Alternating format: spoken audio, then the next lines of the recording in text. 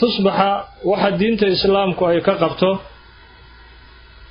iyo xilligii nabigeena sallallahu alayhi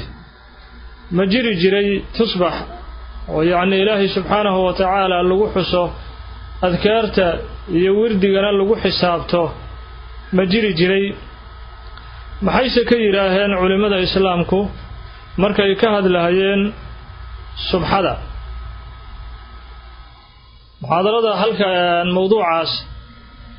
ayaan uga hadli doonaa insha Allah ta'ala inta ilaahay uu inaga waafajiyo لأنه قفك مسلم كأوحى وهبون نقطة والنقاط يعني وجهها هي إسقى كم إذا من نلشي سكهر من هي إنه معلومات وكه يستو حق الدين تإسلامك سيو سنوجد بعين جهلي أما جدتك أي ليجا يندتك عن شريعة وقنت رسمك عن لهين أما حين انحرافك عقيدة وكجرة سيوسا بهله دا وقدعنين وإنه قفك مسلم كاهي مروا البابا ودينتي سو كبر عروكسين يهي نقضوا دينتي سكمدنا وإساق سو وجهي سنة وإنه كاهي استوى معلومات يعني آد وناكسن سيو ماركتاهي جهلي وقفك وقبحه هذا بقول ريال تصبح يعني في عربي وحلو يراها اللغة العربية الصبح أي اللي يراها ما شيء نقول يعني أفكار الصومالي أنه تصبح ونقانه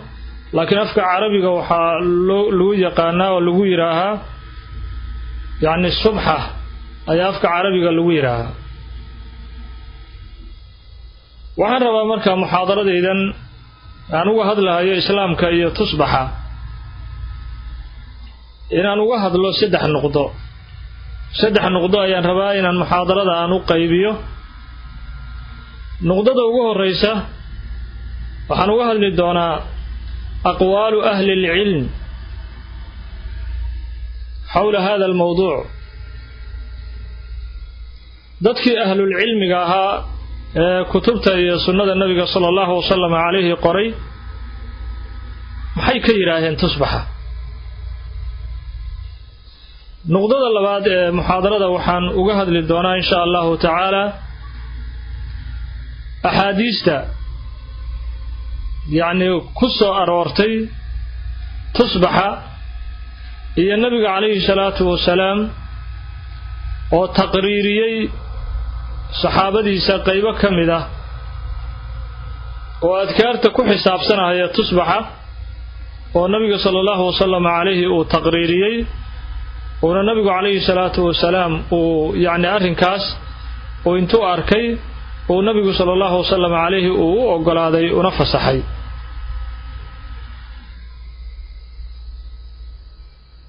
nuqdada saddexaad ayaan waxaan uga hadli doonaa شبهات حول هذا الموضوع وردها شبهوين أي أديكسلان dadka tusbaxa diida iyo shubhooyin taas kan niqaashidooda inaan maaragtaahay kan niqaasho oo yaani shubhooyinka la burburiyo oo la naqdiyo la radiyo shubhooyinka saddexdaas ayaa muhaadaradeyda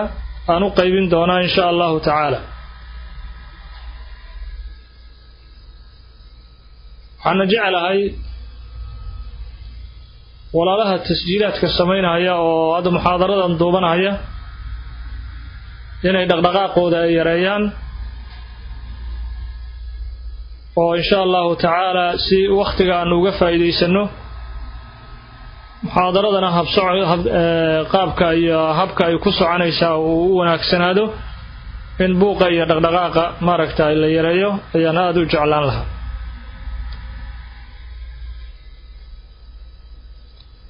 walaalayaal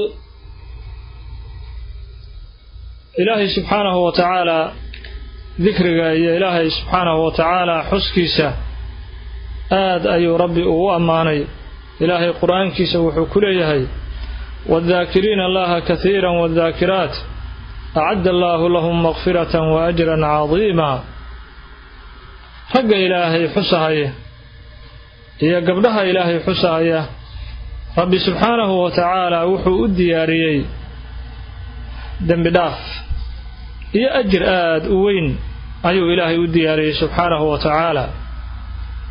haddaba dikriga iyo xuska ilaahay wuxuu sabab kuugu yahay dunuubtaada in ilaahay uu dhaafo ajir weynna saxiifadaada lagu qoro oo aakhira aad ku farxi doontid insha allahu tacaala nabigeena salawaatullaahi wa askaa tasliimaatihi calayh ayaa wuxuu xadiiskiisa saxiixa uu ku yidhi sabaqa almufariduun qaaluu yaa rasuula allaahi wama almufariduun wuxuu yidhi nabigu sala allahu wasalam calayh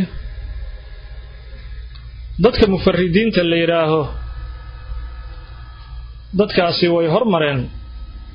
dadka dhanna way ka hormareen xagga cibaadada iyo ajirka iyo khayrka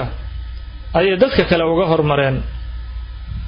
markaasaa nabiga sala allahu wasalam calayhi lagu yidhi rasuulka ilaahayow maxay yihiin dadka mufaridiinta ah markaasuu nabigu ku yidhi sala allahu wasalam calayh addaakiruuna allaah waa kuwa ilaahay in badan xusa marka xuska ilaahay ahmiyad weyn ayuu walaalayaal uu inoo leeyahay adduunkeenna iyo aakhiradeenna aayad kale ilaahay wuxuu ku leeyahay subxaanahu wa tacaala wadkuruu llaha kathiiran lacallakum tuflixuun in badan ilaahay xusa oo xuska badiya waxaa xaqiiqo ah in aad liibaanaysaan aayaddaa ilaahay wuxuu inoogu qeexay in dikriga ilaahay lagu liibaano oo uu keenayo liibaan aayad kale alla wuxuu ku leeyahay subxaanahu wa tacaala yaa ayuha aladiina aamanuu dkuruu llaha dikran kathiira wasabbixuuhu bukratan wa asiila dadka mu'miniinta ahow in badan ilaahay xusa gaar ahaan xilliga aroortii oo salaada subaxa tukataan iyo xilliga galabtii oo maalintu ay baxayso habeenkuna uu soo gelahayo gaar ahaan labadaa xilli aad ilaahay xuskiisa u badiya ayuu alla yidhi subxaanahu wa tacaala haddaba qur-aanka iyo sunnaha nabigu sala allahu wasalam calayh waxay in badan walaalayaal ay nagu booriyeen inaannu ilaahay xuskiisa aanu badinno marka dikriga waxaa soo arooray in la xisaabsado oo axaadiis badan ayaa nabiga sala allahu wasalam calayhi uu inoogu sheegay in qofku si uu maaragtaahay naftiisa uu maaragtaa u himo geliyo oo dikriga ilaahay uu ugu himo geliyo yacni raatibna uu